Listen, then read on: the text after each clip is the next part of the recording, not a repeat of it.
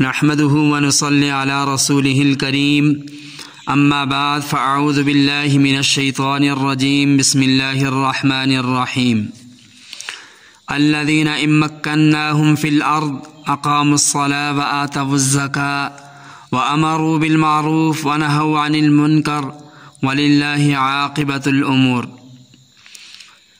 ناظرین مکرم، آزادی ایک ایسی نعمت کبریٰ ہے جس کے مقابلے میں دنیا کی قیمتی سے قیمتی چیز کی کوئی حیثیت نہیں۔ آزادی کی قدر و قیمت اگر پوچھنی ہو تو کسی محکوم اور غلام قوم سے پوچھیں جن کی زندگی کا ایک ایک لمحہ، ایک ایک سانس تکلیف، پریشانی، ذلت، رسوائی میں برسوں کے برابر گزرتا ہے۔ یہ تو اس خالق کائنات، مالک کل جہاں کا عظیم احسان ہے کہ جس نے ہمیں یہ آزادی جیسی عظیم نعمت دولت محض اپنے فضل و کرم سے عطا فرمائی۔ تو ہمیں چاہیے کہ ہم اس کی قدر و قیمت پہچانیں اور اللہ وحدہ لا شریک کا اس پر شکر ادا کریں۔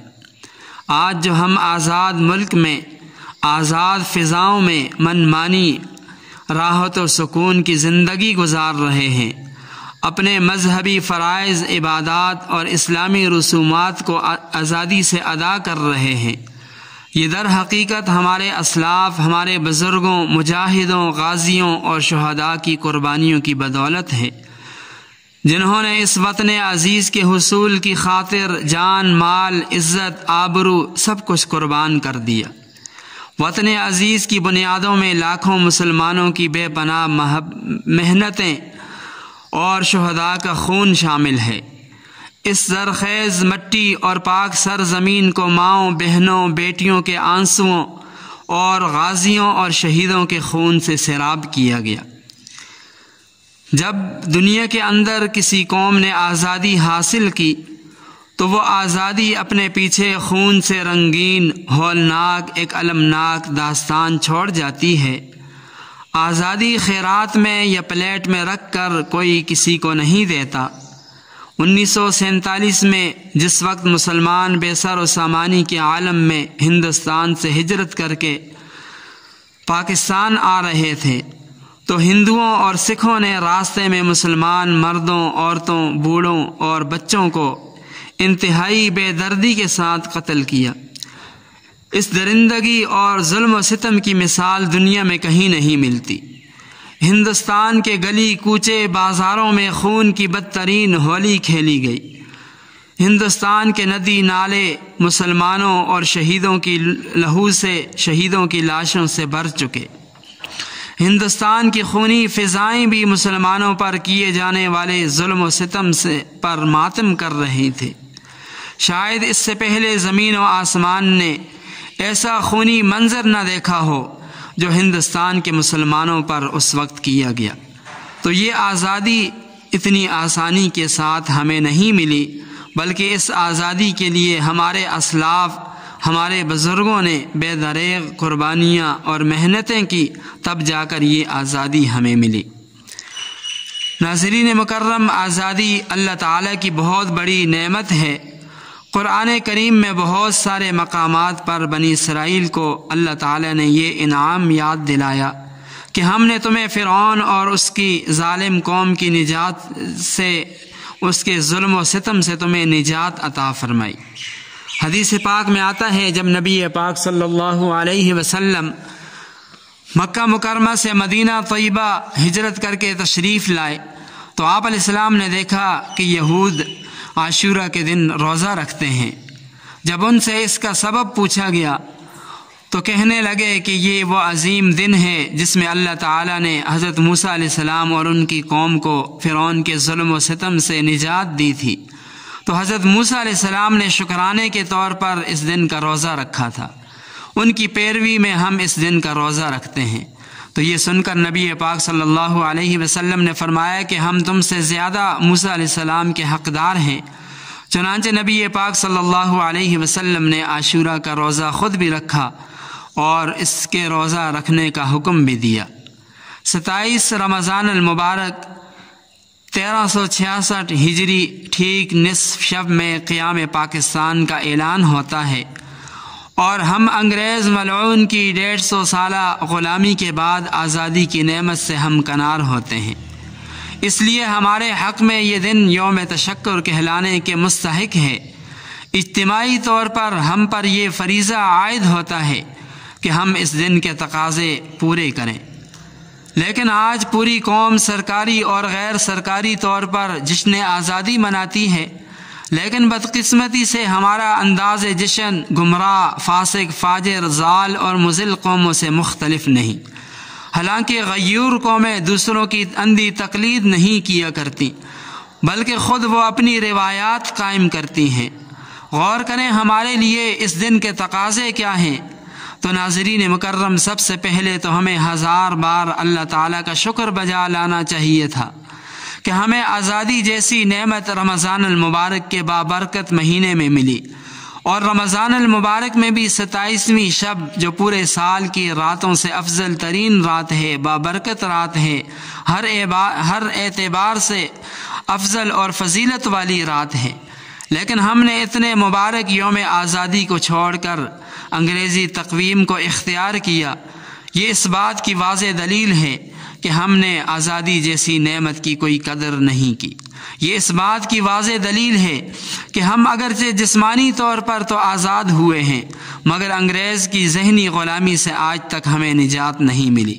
ورنہ کیا وجہ تھی کہ ہم 27 رمضان المبارک جو ہر اعتبار سے مبارک اور بابرکت دن تھا، مقدس دن تھا، اس کو بھول کر 14 اگست کو کبھی یاد نہ رکھتے۔ اور پھر غور کریں کہ اللہ تعالیٰ نے اس دن ہمیں آزادی جیسی دولت عطا نہیں فرمائی، بلکہ احسان بالائے احسان یہ فرمایا کہ ایک مستقل ملک عطا فرمایا جس میں کسی دوسرے کا عمل دخل نہیں۔ اس نعمت کا تقاضا تو یہ تھا کہ قیام پاکستان کے بعد پہلے دن ہی ہم طاغوتی قوانین کے خلاف علم بغاوت بلند کرتے اور اللہ اور اس کے رسول کے قوانین سے وفاداری کا اعلان کرتے۔ چنانچہ قرآن کریم میں اللہ تعالیٰ نے اسی حقیقت کو بیان فرمایا کہ اہل ایمان کا یہ خاص شعار بیان فرمایا، الذین ان مکناہم فی الارض اقاموا الصلاۃ وآتوا الزکاۃ وامروا بالمعروف ونہوا عن المنکر وللہ عاقبۃ الامور۔ فرمایا اہل ایمان ایسے لوگ ہیں کہ اگر ہم ان کو دنیا میں حکومت دے دیں تو یہ لوگ خود بھی نماز کی پابندی کریں اور زکوٰۃ دیں اور دوسروں کو نیک کاموں کے کرنے کا حکم کریں اور برے کاموں سے منع کریں، اور سب کاموں کا انجام اللہ تعالیٰ ہی کے اختیار میں ہے۔ ہمیں آزادی جیسی نعمت ملی، پاک سرزمین میں آزادانہ حکومت کرنے کا موقع نصیب ہوا، لیکن ہر شخص کھلی آنکھوں سے دیکھ سکتا ہے کہ ہم نے قرآنی اعلان کے مطابق نماز، زکوٰۃ، روزے کی کتنی پابندی کی۔ ہر شخص کھلی آنکھوں سے دیکھ سکتا ہے کہ ہم نے نیکیوں کے پھیلانے اور برائیوں کو مٹانے میں ہماری کتنی قوتیں صرف ہوئیں، یا صرف یہود و نصارہ کی اندھی تقلید میں فحاشی اور یعنی کو فروغ دیا۔ اس لیے یوم آزادی ہم سے یہ تقاضا کرتا ہے کہ ہم اپنے 75 سالوں کی کمیوں، غفلتوں پر ندامت اور شرمندہ ہو کر اللہ تعالیٰ کے حضور توبہ استغفار کریں اور آئندہ نئے عزم ارادے کے ساتھ اللہ اور اس کے رسول صلی اللہ علیہ وسلم کے ساتھ وفاداری کا اعلان کریں، اور اللہ اور اس کے رسول کے منشا کے خلاف ملک کے اندر جو چیزیں پھیلی ہوئی ہیں ان کو مٹا ڈالیں، اور نبی پاک صلی اللہ علیہ وسلم کی جو سنتیں مٹ رہی ہیں انہیں زندہ کریں، اور خاص طور پر یہود و نصارہ کے طور طریقوں کو چھوڑ کر اپنے اسلامی طور طریقوں کو اختیار کریں۔